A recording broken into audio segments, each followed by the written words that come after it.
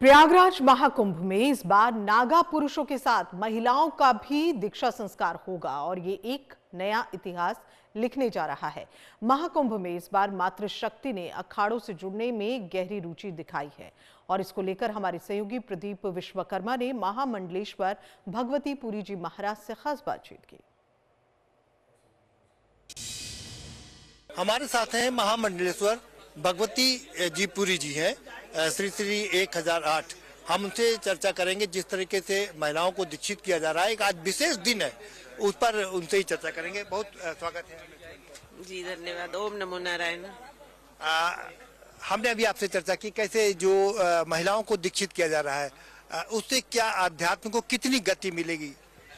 इससे तो मतलब बहुत ही ज़्यादा गति मिलेगी, क्योंकि अगर ये गति ना मिली तो फिर दुर्गति मिलेगी, क्योंकि शिव के बिना शक्ति नहीं है और शक्ति के बिना शिव नहीं है। तो शिव और शक्ति मिला के ही एक सदगति मिलेगी। तो ये बहुत अच्छा है और बहुत ज़रूरी है और हमारे आचार्य ने जो ये किया है तो उनका बहुत बहुत बहुत आभारी हैं हम कि हमको इस तरह से आगे अगर पढ़ने का मौका मिला तो एक समाज का, हमारे सनातन धर्म का एक नया अच्छा सदगति रूप देखने को मिलेगा। आज यहाँ भी 1500 महिलाओं को दीक्षित किया जा रहा है, उसको आप किस तरह से? ये बड़ा कदम है और ये बहुत अच्छा, बहुत जरूरी है, क्योंकि हजारों सदियों से ना महिलाओं को ऐसे कभी शास्त्रों में नहीं किया गया है कि क्योंकि महिलाओं को तो बहुत बड़ा दर्जा मिला ही है। पहले धरती माता है, महिलाएं फिर उस तरह से माताएं, तो उनको तो मिला ही है। लेकिन समाज में थोड़ा ऐसा रहा है कि मतलब महिलाओं को ऐसे देखा जाता है वो घर में ही ठीक है, क्योंकि बाहर निकलने से डरते हैं लोग कि इनकी शक्ति का अगर प्रदर्शन हुआ तो अधर्म का सर्वनाश हो जाएगा। तो धर्म के काम को आगे बढ़ाने के लिए इस शक्ति की बहुत जरूरत है और इसी से ये परिपूर्ण होगा।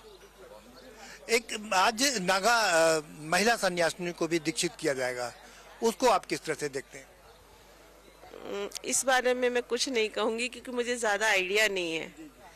नागा सन्यासी महिला का जो अगर दीक्षित किया जा रहा है, इस बारे में मुझे ज्यादा नॉलेज नहीं है, तो ये बारे में मैं कुछ नहीं कहना। विश्व हिंदू परिषद भी आज करीब 4000 महिलाओं को दीक्षित कर रहा है, वो भी कार्यक्रम वहाँ पर कर। ये सब उसी दिशा में है, दीक्षित करना, और ये है कि मतलब सम्मानित किया जा रहा है और उनकी जो ओरिजिनल शक्ति है उनको एक रास्ता दिया जा रहा है ताकि वो आगे बढ़े, आगे आए, क्योंकि उनकी शक्ति तो अभी तक प्रदर्शन में नहीं आया है ना, उनको एक पर्दे के पीछे रह गया है।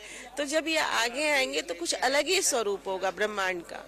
वैदिक पीरियड में तो महिलाओं को देखा गया कि वो ऋचाएं भी पढ़ती थी और काफी विदुषित भी थी, लेकिन लेटर वैदिक पीरियड में वो स्थिति उनकी नहीं रही। अब आप उसको कैसे? वो तो लेटर वैदिक पीरियड वो समाज की कुव्यवस्था कहें या फिर जो मेल वर्ग का जो एक होता है कि मतलब डोमिनेंस रहा है और इस वजह से नहीं हुआ। अदरवाइज तो देखिए कि वैदिक पीरियड में 9 दुर्गा हैं, तो 9 दुर्गा शक्ति का रूप है। भगवान विष्णु को भी उनसे ही बोलना पड़ा जब जरूरत पड़ी तो ये तो हमेशा से रहा है। बाकी जो अगर पीछे रखा गया है तो ये समाज में एक टाइम टू टाइम जो मेल की जो उनका डर है, उनका जो ईगो है, जो अहंकार है, उसकी वजह से ये रहा है, वरना वो हमेशा ही रही हैं आगे और हमेशा पूजनीय ही रही हैं, माता है। तो ये बहुत अच्छा हो रहा है, अभी मैं बहुत खुश हूँ इस बात से। बहुत शुक्रिया एमएच वन से बात करने के लिए। तो ये है भगवती पुरी जी जो कह रही हैं कि जब तक दोनों लोगों का मिलन नहीं होगा महाशक्ति नहीं बनेगी, और इसीलिए अगर महिलाओं को दीक्षित किया जा रहा है तो ये एक बड़ी बात है। ये अलग बात है कि बीच में जब लेटर वैदिक पीरियड में कुछ सामाजिक व्यवस्थाओं के चलते वो आगे नहीं आ पाई, लेकिन अब एक कार्यक्रम जो चल रहे हैं वो लगातार महिलाओं को भी इसमें लाया जा रहा है, इसलिए क्योंकि वो दोनों शक्ति मिलकर के एक महाशक्ति बनेंगी और तभी देश का और विश्व का कल्याण हो सकता है। कैमरामैन शनि के साथ प्रदीप विश्वकर्मा, प्रयागराज।